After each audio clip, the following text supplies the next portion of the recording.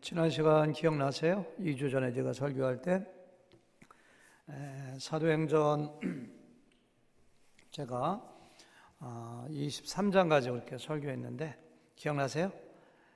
사도 바울을 죽이기 전까지는 먹지도 않고 마시지도 않겠다. 몇 명이? 40명이. 하나님께서는 5가지 기적을 통해서 보여주시고 마치 왕처럼 몇 명? 470명의 로마 군사들의 호위를 받으면서 약 100리 정도 떨어진 가이사라에 무사히 도착한다는 이야기를 드렸어요. 3가지 교훈을 말씀드렸는데요. 하나님께서는 그 사명 가진 자를 반드시 보호해 주신다. 만약에 하나님께서 데려가시면 그때 사명 끝난 거죠.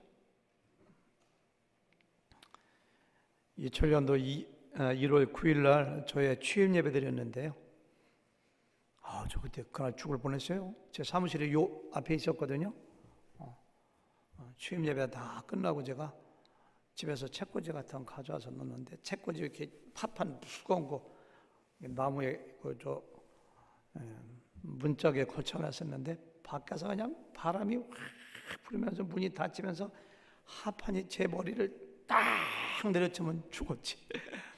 와, 내 하판이 그냥 0.1mm 그냥 휙 앞으로 떨어지더라고요.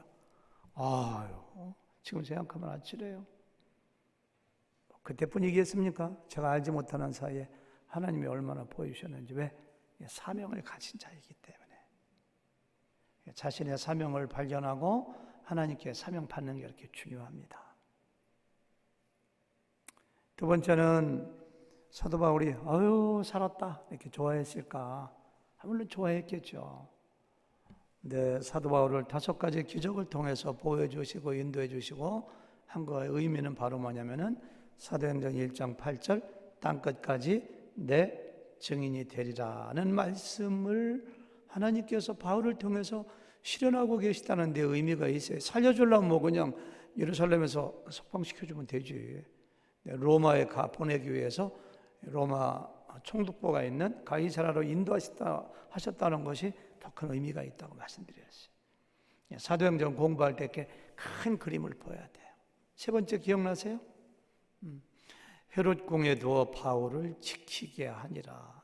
차가운 감옥일지 모르지만은 그곳이 가장 안전한 자리다. 그래서 하나님께서 나로 하여금 있게 한 그 자리가 불편하고 이해가 안 되지만 가장 축복의 자리고 안전한 자리다. 이렇게 했어요. 지난번에 그렇게 설교했던 어떤 집사님이 저한테 전화해서 목사님 설교 듣고 제가 은혜 받았는데요. 하나님께서 저 미국 인도하셔서 어떨 때는 힘들고 왜 그러시나 했는데 저 한국에 있었으면 위장에 빵꾸나 죽었습니다. 왜요? 술을 얼마나 먹었게요? 미국이 가장 안전한 자리네요. 이렇게 은혜 받으신 분이 있더라고요. 오늘은 24장인데요. 가이사라에 온 지 닷새 만에 다시 재판이 열립니다. 바울에 대한. 누가는 성령의 감동을 받아가지고 이 재판 받는 모습을 굉장히 자세히 기록해요. 27절까지. 물어봐야 돼요. 하나님께서는 성령의 감동을 통하여 누가로 하여금 우리가 이 말씀을 통해서 무엇을 깨달으라고, 이 말씀을 통해서 어떤 교훈을 받으라고 이 말씀을 기록하셨을까? 여기에 초점을 맞추면서 저하고 함께 읽어가면서 은혜를 받았으면 좋겠어요. 부분적인 거 이렇게 그런 거 너무 깊이 들어가지 말고 큰 흐름에서 여러분들 늘 성경을 보실 때는 하나님께서 이 말씀을 우리에게 왜 남겨주셨을까? 왜 기록하셨을까? 뭘 깨달아야 될 것인가? 그거 이렇게 염두에 두시면서 1절, 2절 같이 읽어보실까요? 저 혼자 읽을게요. 잘 보세요. 닷새 후에 대제사장 아나니아가 어떤 장로들과 한 변호사 더둘로, 다 같이 더둘로와 함께 내려와서 어디에서? 예루살렘에서 총독 앞에서 바울을 고발하니라. 2절 바울을 부르매 더둘로가 고발하여 이르되 이렇게 했어요. 대제사장 아나니아가 장로들하고 함께 온 것은 이해가 돼요. 변호사는 왜 데리고 왔을까? 이런 생각이 들어요. 지난번 재판에서 망신당했거든요. 바울 저놈의 입을 쳐라 그러니까 바울이 해칠한 담이여 하나님이 너를 치시리로다 망신을 당했거든요. 그리고 사도 바울의 정말 기발한 전략에 의해서 바리새인과 사두개파가 막 싸워가지고 재판이 중단되었거든요. 아나니아 대제사장은 그것이 자기가 말을 잘 못하고 전략적으로 실패했다고 생각하고 새로운 전략을 짜고 이렇게 말을 잘 논리적으로 기가 막히게 설득력이 있는 그 유명한 더둘로라고 하는 변호사를 데리고 와서 딱 얘기하게 하는 거예요. 나름대로 전략을 짠 거예요. 자기가 입술이 둔하고 말을 잘 못해가지고 실패했다고 생각해서 변호사를 세운 거예요. 이 더둘로가 바울을 고소하는데요. 첫 마디 말이 벨릭스 총독에 대한 아부입니다. 아부. 로마의 역사가 타키투스, 유대인의 역사가 요세푸스에 의하면은 벨릭스는 노예 출신이라고 해요. 총독까지 됐으니까 대단한 성공이고 출세한 사람이죠. 얼마나 잔인하고 얼마나 포악한지 유대인들을 굉장히 못살게 보고 사생활도 물러내가지고 그 아내가 유대인 여자인데요. 다른 사람의 아내 뺏은 거라고 해요. 2년 후에 로마 본부에 총독받아서 풀려가는데요. 그때 막 유대인들이 그냥 막 환호성을 질렀다고 해요. 그러니까 벨릭스라는 사람은 칭찬할래야 칭찬할 말이 없는 사람입니다. 덕담을 하려고 해도 그런 말이 없는 사람이에요. 근데 더둘로가 얼마나 아부하는가 볼까요? 3절 제가 읽을게요. 벨릭스가 가요.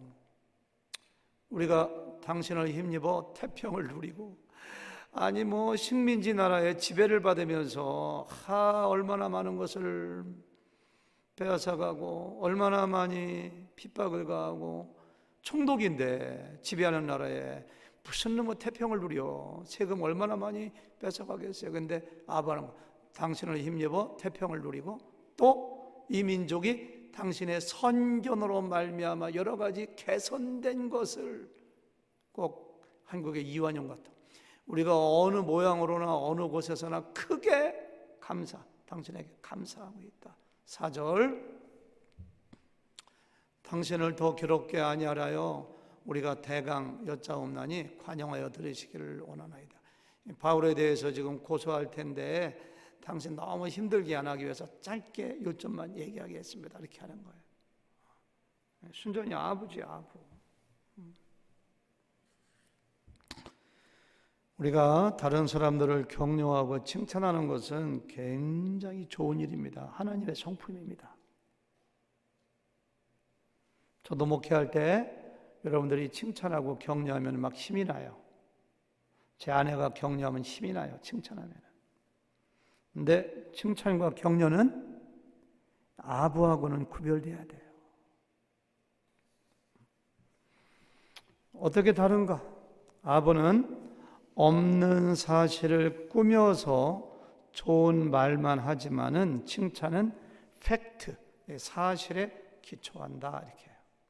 두 번째, 아부는 뭔가를 노리고 노림수가 있어. 아부하는 데는 뭔가 대가를 바라고 하는 속이는 거예요. 그 사람을 달콤한 사탕을 주는 거예요. 근데 칭찬과 격려는 대가를 바라지 아니하고 이제까지 잘해온 사람이 더 잘할 수 있도록 하는 것이다. 세 번째, 아부는 뒤에 가서 욕을 하지만 칭찬한 다음에 당신의 선견 때문에 우리 민족이 이렇게 덕을 누리고 잘 살고 평안하고 하다 뒤에 가서는 저 자식 나쁜 자식이야 이렇게. 그래서 아부는 앞에서는 매끄러움을 하지만 뒤에 가서는 욕해. 근데 칭찬은 뒤에 가서도 그분 참 좋은 사람이야 이렇게.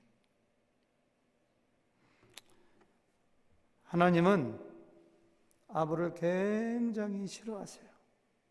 하나님은 아부를 굉장히 가증한 것으로 여기세요. 제가 다국어 성경에 가서 아첨 아부를 쳐보니까 열 몇 개가 나오는데 다 나쁘게 쓰였더라고.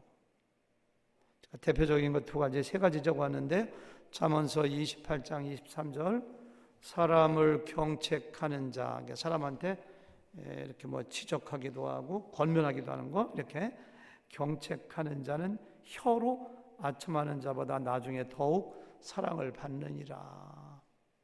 칭찬도 하고 격려도 하지만은 상대방이 정말 잘못하면은 주연히 불러다가 기도하는 마음으로 사랑으로 권면할 수도 있어야 돼요. 그 사람이 더 칭찬을 받는데요. 잠언서 29장 5절 이웃에게 아첨하는 것은 그의 발 앞에 그물을 치는 것이나 새를 잡으려고 올무는 거하고 똑같다는 거예요. 저 여러분들은 누가 나한테 아부하면은 아부인가 격려인가 칭찬인가 빨리 파악해야 돼요. 유다서 1장에 보니까 발람의 길로 가인의 길로 죄악의 길로 가는 사람들의 특징을 이야기하면서 이 사람들은 원망하는 자며 불만을 토하는 자며 그 정욕 따라 행하는 자라 그 입으로 자랑, 그러니까 원망, 불만, 정욕, 자랑 네 가지에 플러스 하나가 뭐예요? 이익을 위하여 뭐 한다고요? 아첨하느니라. 이 다섯 가지가 가인의 길, 발람의 길로 가는 사람, 죄악의 길로 가는 사람의 다섯 가지가 이 특징인데 마지막에 뭐가 들어가요? 아부가 들어가. 그래서 우리 여러분들 나에게 아부하는 사람에 넘어갔다가는 올무에 걸립니다. 그리고 나도 사람들의 영혼을 흐리게 하기 위해서 이익을 취하기 위해서 함부로 아부해서 안 돼요. 변호사가 이런 사람이에요. 더들로가 이런 사람이에요. 이렇게 아부하는 이런 사람, 하나님이 가증히 여기는 이와 같은 더들로는 바울에 대해서 세 가지로 고발합니다. 첫 번째 5절 시작. 우리가 보니 이 사람은 전염병 같은 자라 천하에 흩어진 유대인을 다 소유하게 하는 자요. 이렇게 했어요. 코로나 전염병이 창궐하잖아요. 제가 지난주에 제가 아는 어떤 분하고 통화했는데요. 그 직장에 10명 정도의 사람이 있는데 어느 한 사람이 걸렸는데 자기 혼자 안 걸리고 다른 사람들 다 걸렸대요. 하나님이 너무 감사하다고. 이게 전염병이에요, 전염병. 뭐라고 고소하냐면 사도 바울은 전염병과 같아가지고 어디 가면 사람들을 막 부추기고 소동케 하고 혼란시켜 사회에 혼란을 조성하는 사람이라. 로마 정부에서 가장 염두에 두고 신경 쓰는 것이 식민지의 안정과 평화거든요. 가장 싫어하는 사람이 소욕해 하는 사람이에요. 소유죄로 걸린 사람은 사형이요. 이 사람은 죽여야 된다. 소유죄로 처벌해. 두 번째는 5절 끝머리 나사렛 이단의 우두머리라. 나사렛 이단이라게 이단. 예수 그리스도 나사렛 이단의 두목이다 이렇게 얘기해요. 두목. 종교적인 거 가지고 고발하고 있는 것 같지만 종교적인 거 가지고 시비를 거는 것이 아니라 사실은 사형감이라고 얘기하는 거예요. 왜냐하면은 그 당시에 유대인들 중에서 종교의 이름으로 반란 일으키고 로마에 대항하고 데모했던, 그래서 잡혀 죽었던 사람들이 많거든요. 그 중에 한 분이 예수님이거든요. 예수님도 형식 논리상으로 볼 때, 법리적으로 볼 때 로마 총독 빌라도의 재판을 받고 로마의 사형수입니다. 왜? 유대인의 왕이라고 했기 때문에, 반란 일으킨다고 했기 때문에. 근데 로마 정부의 총독의 재판을 통해서 사형받아 죽은 그 나사렛 예수의 이단을 따르는 우두머리입니다. 죽여야 된다는 거, 이것도 교묘하죠. 교묘해.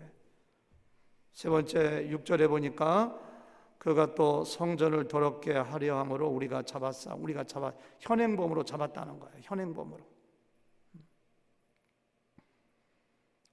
성전을 모독한 죄는 로마 법에는 사형은 아니지만은 이스라엘 법에는 사형입니다. 종교적으로.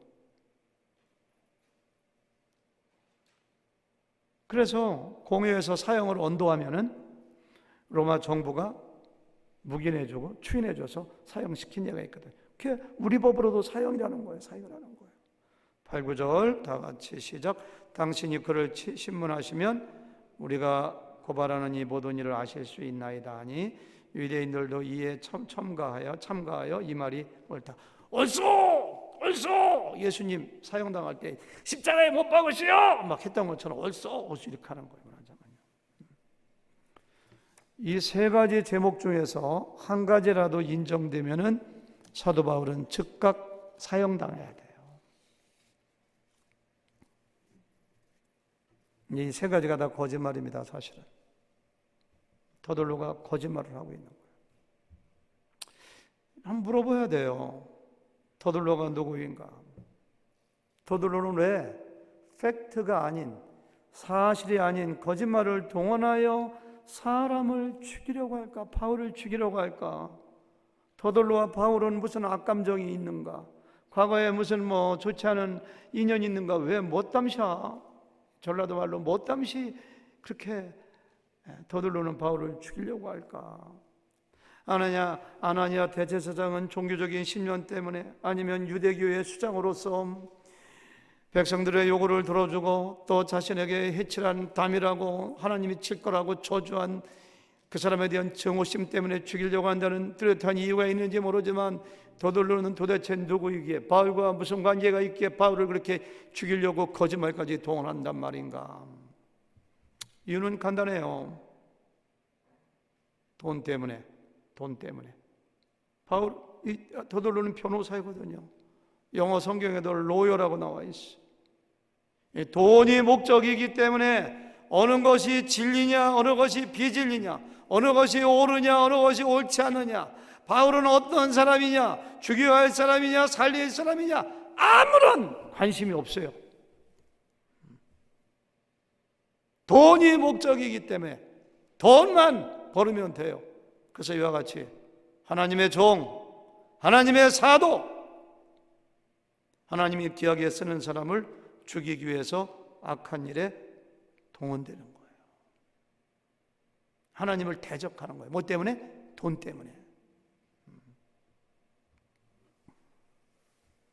돈을 위해서라면 아무런 죄가 없는 사람을 죽여도 좋다고 생각하고 그 일을 여기서 지금 하고 있는 거예요. 우리가 지금 24장을 보고 있는데요, 26절에 보니까요, 돈을 좋아하고 돈을 목적으로 삼는 또 한 사람이 소개되고 있는데 바로 재판장으로 앉아있는 벨릭스 총독입니다. 26절 보니까 동시에 또 바울에게서 돈을 받을까 바라는 고로 더 자주 불러 같이 이야기하더라. 사도 바울은 당시의 최고의 선교사요, 하나님의 종입니다. 바울이 복음을 증거하면 얼마나 많은 사람들이 예수님 믿고 주님께 돌아왔습니까? 바울에게서 생명의 말씀을 들으려고 부르는 것이 아니라 돈을 바라고 바울을 계속 부르는 거예요. 돈을 바라고.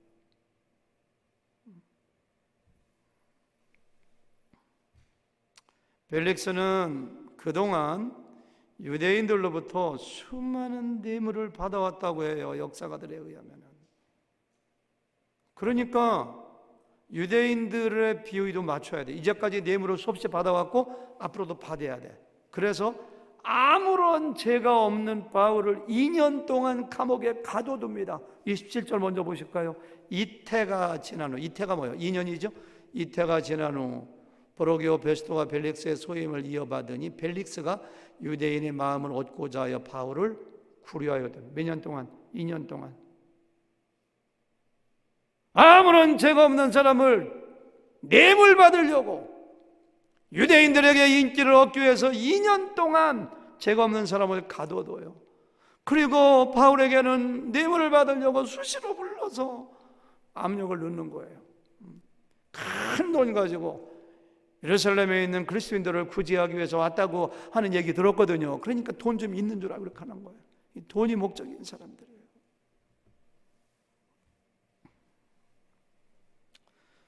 여러분, 성령께서 누가를 통해서 24장을 자세하게 기록한 이유 중에 한 가지는 저는 믿습니다. 돈을 인생의 목적으로 하는 사람들의 모습이 영적으로 얼마나 피폐한가. 돈을 목적으로 하는 사람들이 돈의 이름으로 얼마나 악한 일을, 무엇이든지 자행할 수 있다는 사실을 우리에게 지금 보여주고 있는 겁니다. 더 둘러보세요.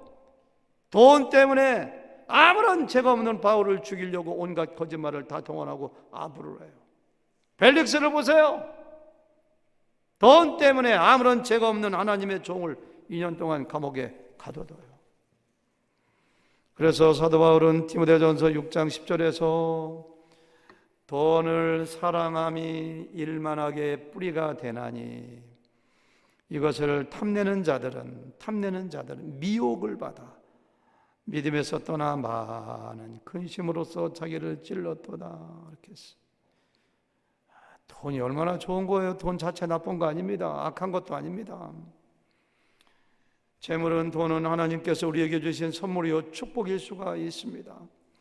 열심히 일하고 땀 흘려서 하나님이 주신 물질 가지고 이웃을 섬기고 어려운 사람 도와주고 선교에 힘쓰고 하나님 나라 확장에 힘쓴다면 그것처럼 아름다운 것이 어디 있습니까? 그러나 돈을 너무 사랑하고 돈을 너무 좋아해서 하나님보다 돈을 더 사랑하고 돈의 인생의 목적이 돈이 되어버리면 그때부터 돈은 자기를 찌르는, 칼로 찌르는 것처럼 자기를 찌르는 재앙이 되기 시작합니다.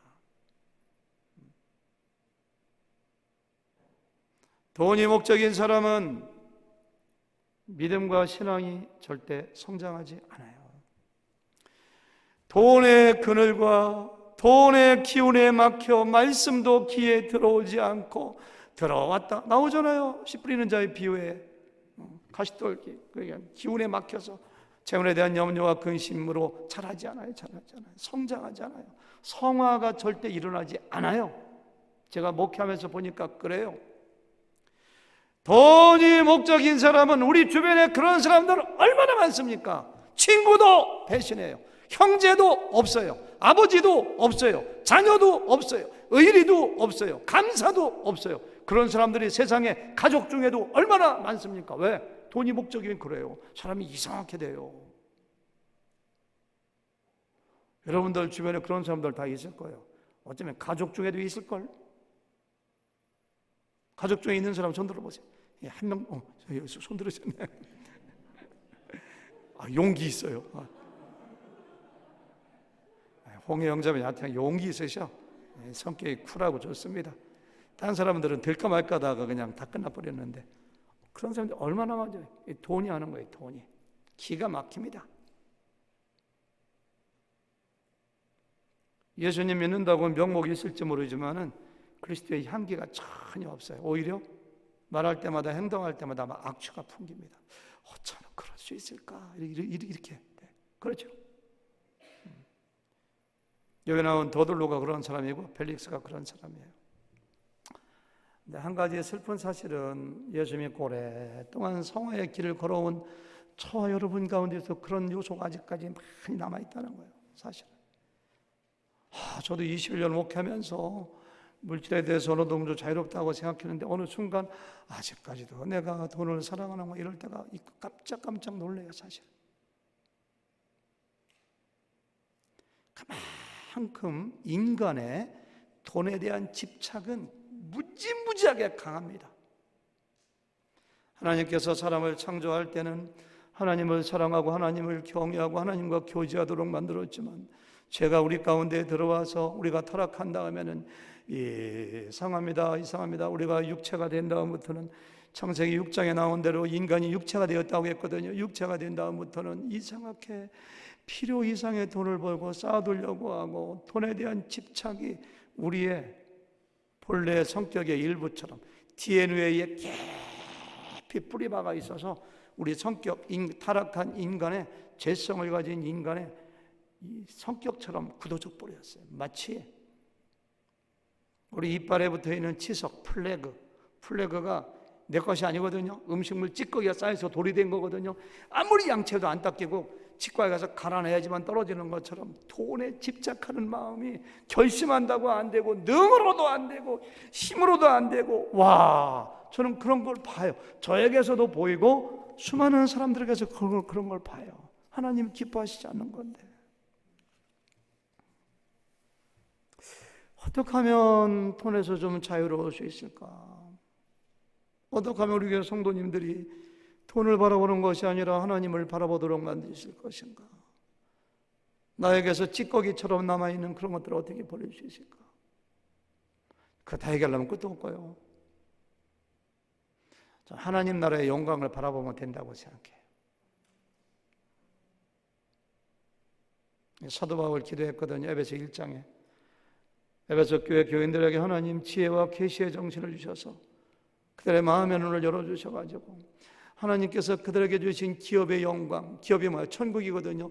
주신 유산의 영광이 얼마나 큰 줄 알게 해주세요. 사도 바울은 이 세상에 고난을 당하는 것이 천국의 영광에 비하면 아무것도 아니라고 생각했어요. 자꾸만 사탄은 속여요.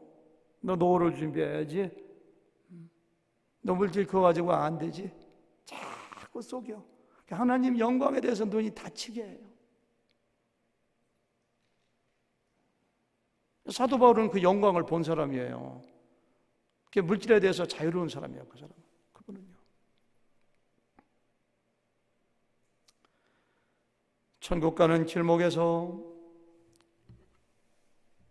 물질이 얼마나 무가치하고 덧없는 것인가. 먹을 것과 입을 것 있으면 족한 줄 안 하겠는데 그걸 우리가 깨달아야 돼요. 이번에 한국의 삼성그룹의 이건희 회장께서 돌아가셨는데요. 신문에 나와 있더라고요. 상속세만 10조 원이래요. 10조 원. 100억도 아니고 1000억도 아니고 10,000억 원이 1조거든요. 10,000억 원이 10번이니까 얼마예요? 아니 재산 그 유산 물려준 게 아니라 상속세만 10조 원이니까 이 재산이 얼마나 많은 분이에요. 근데 그분의 그 메인 오피스에 보니까 사진까지 나왔더라고. 공수래 공수고 빈손으로 왔다 빈손으로 간다. 그분 하나도 못 가져갔잖아요. 저는 그분의 돌아가시는 모습 보면 참 안타깝더라고. 상속세만 10조 원인데 자기 재산이 그럼 100억이요 200억조요 얼마요? 그 중에서 한 5조 정도만 띄어가지고 한국의 소년 소녀 가장이라든가 불쌍한 사람이라든가 이렇게 도와주면 얼마나 칭찬받고 했을까. 세상에서 가장 어리석은 사람이 자기가 번 돈 자기가 다 쓰지 못하고 죽는 거라고 생각해요. 좋은 일에 하나님 기뻐하시는 일 다 써야지. 지난주에 가나안 선교센터 들어갔었는데 옆에 있는 자마에서 5분이 방문을 했더라고요. 가나안 선교센터하고 자마하고 한 15분 거리, 20분 거리에 있거든요. 그 중에 어느 분이 왔는데 저를 잘 아시더라고요. 제가 오인율 목사님 말씀 많이 들었어요. 누구세요 하니까 누구누구 하는데 제가 많이 들은 분이에요. 우리 교회 변경수 집사님, 방황훈 장로님이 그 선교회에 속해 있었고 우리 교회에서 단지 선교 갈 때 옛날에 안경이라든가 안경이 맞아요. 안경이 맞아요. 예. 그래서 안경도 많이 보내주시고 의약품도 많이 보내주심을 거기 딱 만났어요. 평생 의사셨대요. 여성분이신데 남편도 의사셨대요. 남편이 지난 봄에 돌아가셨대요. 내가 같이 오신 어떤 남자 집사님이 저한테 그래요. 목사님 저기는 저분 말이죠. 대단히 훌륭하신 분입니다. 왜요? 부부가 함께 의사셨는데 돈을 얼마나 많이 벌었겠어요. 근데 지금 전 재산 가진 거 20만 불밖에 없대요. 그 돈 다 뭐 하셨나요? 아프리카 같은 데 제3세계에 컨테이너 가득 약이라든가 안경 실어 보내려면 몇십만 불 들잖아요. 그 11컨테이너를 보냈대요. 선교지 가거나 어디 가거나 필요하면 있는 거 다 꺼내주시는 분이에요. 키는 작달막 하시는데 제가 어제도 그분하고 통화했어요. 어제도 작달막 하시는데 제가 여기 멀리서 보고서 큰 산처럼 보이더라고요. 어떻게 하면 저분처럼 물질에 대해서 자유로워질 수 있을까?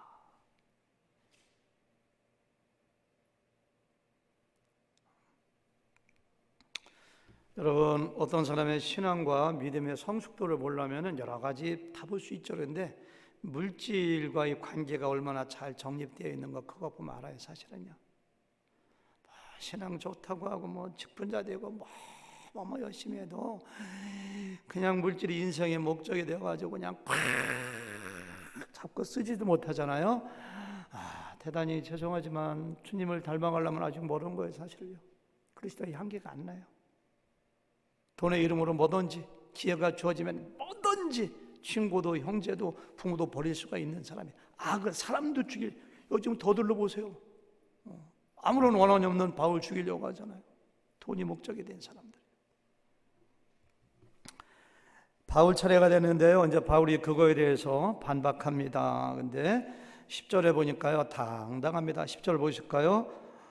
총독이 바울에게 머리로 표시하라. 표시하여 말하니 너 말해 이렇게 표시한 거니까 그가 대답하되 당신이 누구한테 하는 얘기요? 벨릭스한테. 여러 해 전부터 이 민족의 재판장 될 것을 내가 알고 내 사건에 대하여 기어이 변명하나. 당당합니다. 아부하지 않습니다.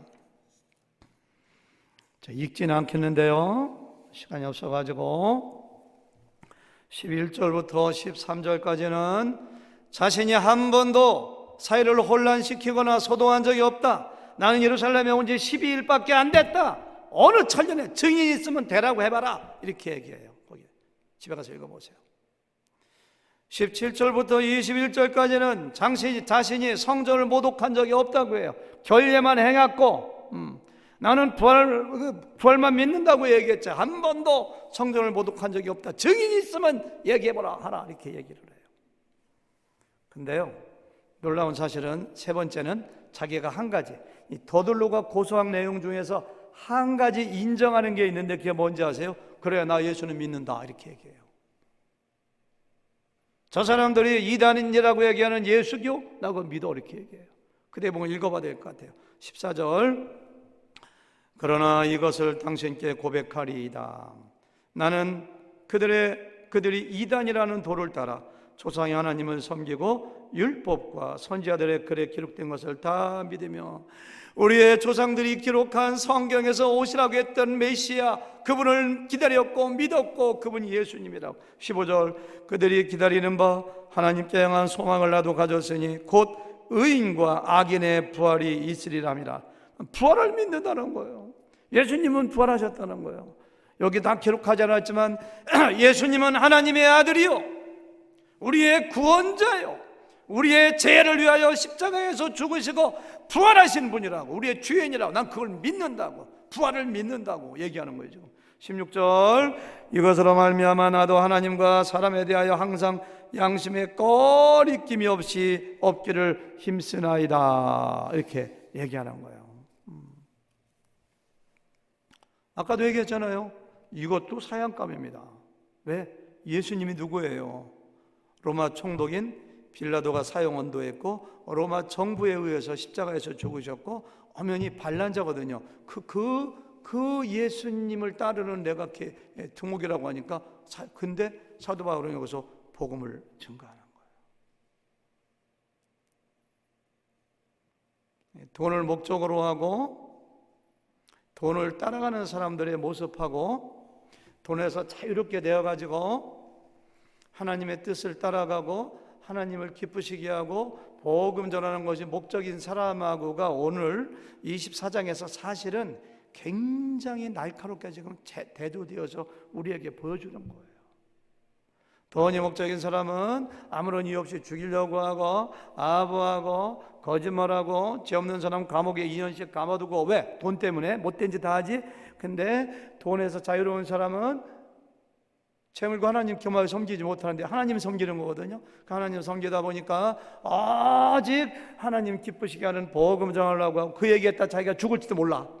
네가 예수당이냐? 이렇게 죽일지도 몰라요. 근데 거기서 복음을 증거하는 거예요. 물질에서 자유롭게 된 사람의 특징입니다. 사실 바울이 그런 사람이에요. 놀라운 반전이 일어나는데요, 반전이 두 번 일어나요. 첫 번째 반전, 벨릭스가 그래 네가 예수님 믿는다고 저놈을 잡아 죽여라 이렇게 할 줄 알았어요. 근데 22절 보겠습니다. 벨릭스가 이 도에 관한 것을 더 자세히 하는 거로.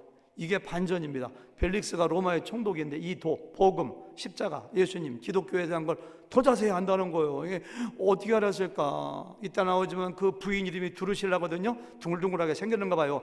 두루실라예요, 두루실라. 그래서 부인이 두루실라인데 두루실라가 유대인이기 때문에 부인한테 들었나? 아니면 옛날에 바울이 베드로가 복음 전하고 침례줬던 누구야? 백부장 고넬료? 고넬료가 로마 장군이거든요. 거기한테 들었나? 아니면 로마 총독으로서 정보 수집차에 들었나? 놀라운 사실은 벨릭스가 기독교 복음에 대해 잘 안다는 거예요. 그래서 보세요. 연기하여 이르되 천부장 루시아가 내려오거든 너희를 처결하라. 이렇게 재판을 끝냅니다. 다음에 연기에 이렇게 사실상 사도 바울의 승리예요. 23절 백부장에게 명하여 바울을 지키되 자유를 주고 그의 친구들이 그를 돌봐주는 것을 금하지 말라. 야, 여기다 가둬두는 거 좋아. 근데 마음껏 자유 주고 먹을 거 주고 친구들이 음식 가지고 마음대로 만나게 죄가 없는 사람이야. 그게 바울의 손을 들어주는 거예요. 24절 수일 후에 벨릭스가 그 아내 유대 여자 누구? 두루실라. 자기 아내가 유대 여자 함께 와서 바울을 불러 그리스도 예수 믿는 도를 듣거늘. 와, 이건 고구마네요. 벨릭스가 복음에 대해서 잘 알고 있어요. 바울을 불러내가지고 또 복음을 더 안 해요. 그래 그래서 어떻게 됐어? 이렇게 듣는 거예요. 그 다음 보실까요? 10절 앞부분에 보니까요,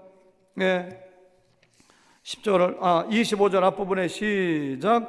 바울이 의와 절제와 장차 오는 심판을 강조하니 이렇게 했어요.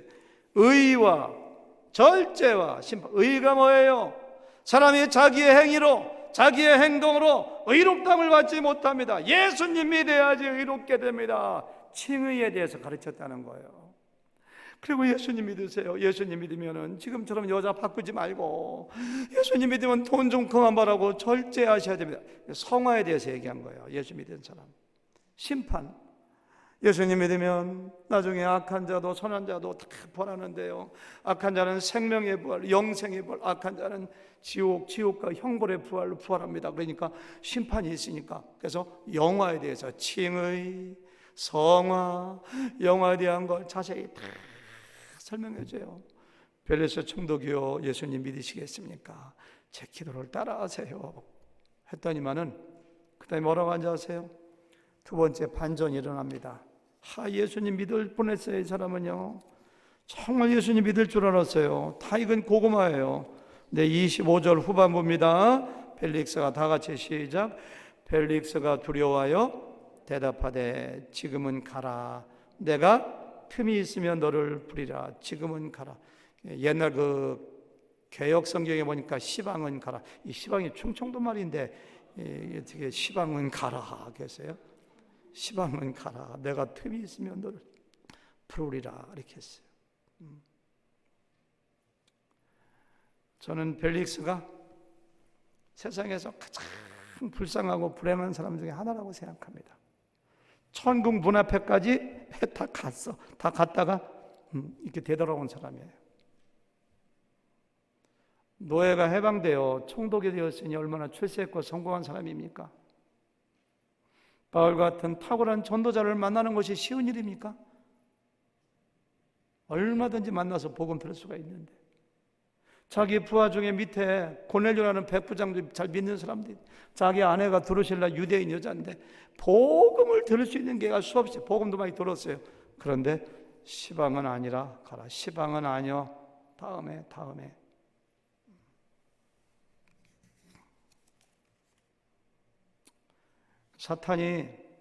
사탄의 졸개들을 다 모아놓고 회의를 열었다고 해요. 야, 요즘 웬 교회들이 열심히냐, 전도를 열심히 하고 선교사를 얼마나 많이 보내는지, 왜 이렇게 그냥 예수 믿는 것들이 많으냐, 우리 자식들이 그냥 다 그쪽으로 가는데 방법이 있으면 얘기해봐라. 그러니까 그냥 사탄의 졸개들이 저희들끼리 싸우게 하면 됩니다. 그러면 선교사 안 보냅니다. 또 어떤 놈은 말하기를 선교사 몇 명을 감옥에 가두거나 목잘라 죽이면 선교사 안 갈 겁니다. 또 어떤 놈은 복음을 들을 때, 설교할 때 생각을 뺏어가지고 딴 생각하지 마세요. 딴 생각하게 하면 됩니다. 온갖 걸 다 얘기해요. 그런데 한 사탄의 졸개 대장이 이런 얘기했다고 해요. 사람들로 하여금 돈을 더 사랑하게 하고 돈에 집중하도록 하면 안 듣습니다. 이 벨릭스가 그런 거예요. 26절 읽어보게 다시 한번. 26절 다시 시작. 동시에 또 바울에게 돈을 받을까 바라는 거야. 아까는 뭐야? 복음을 들을까 하고 불렀거든요.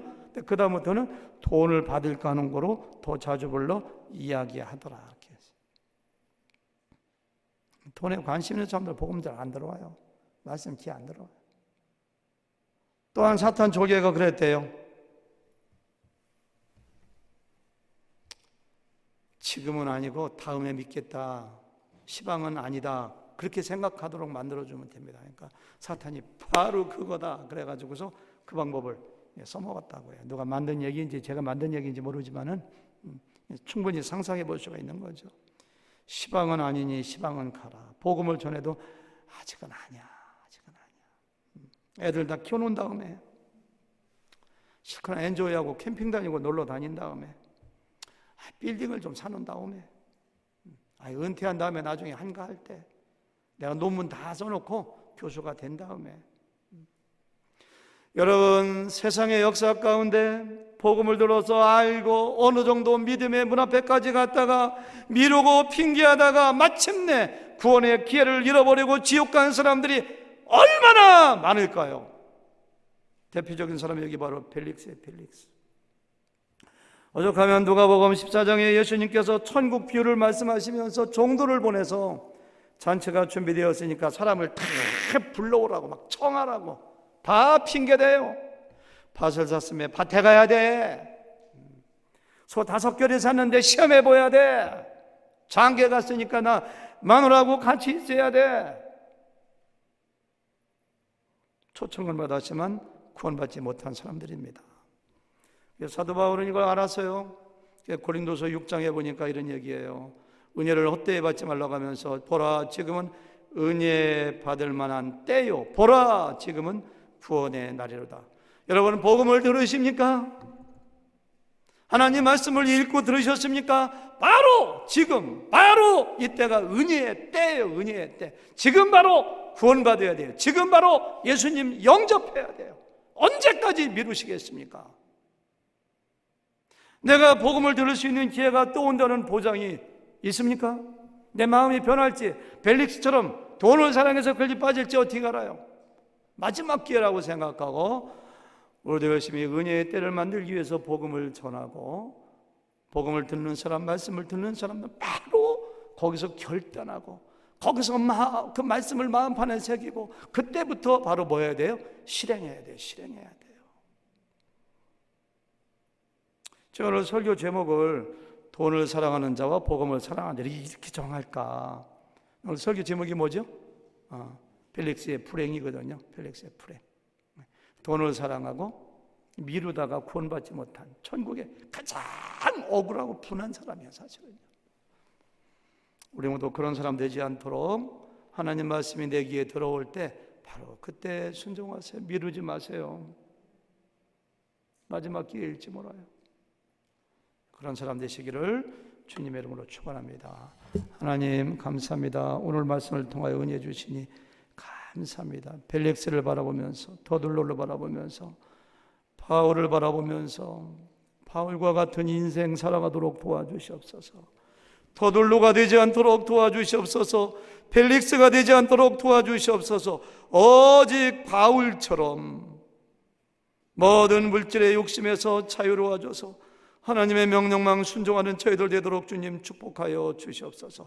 감사하며 예수님의 이름으로 간절히 기울여 싸움나이다. 아멘.